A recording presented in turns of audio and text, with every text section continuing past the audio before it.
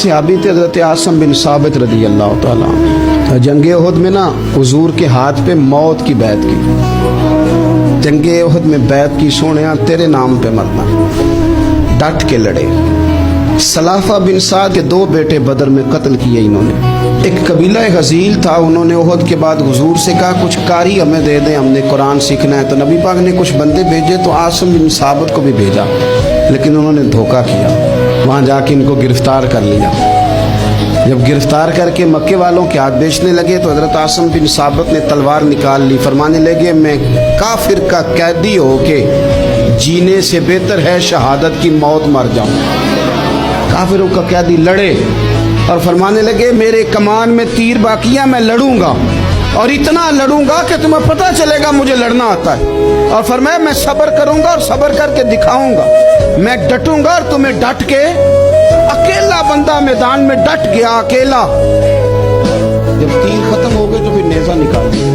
ये बात आपको इसलिए समझा रहा हूं कि कुछ लोग कहते हैं जी मैं अकेला क्या करूं। तो ये आखिर में याद रखें कि सब्र आपने करना है चाहे अकेले भी रह जाएं, हौसला करना है चाहे अकेले भी रह जाएं।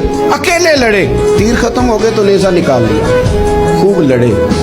अब उसने कसम खाई थी कि मैंने इनकी खोपड़ी पे माज़अल्लाह खोपड़ी मंगानी है, सर मंगाना है। और ये जो ले जा रहे थे धोखे के साथ, ये भी बेचने ले जा रहे थे।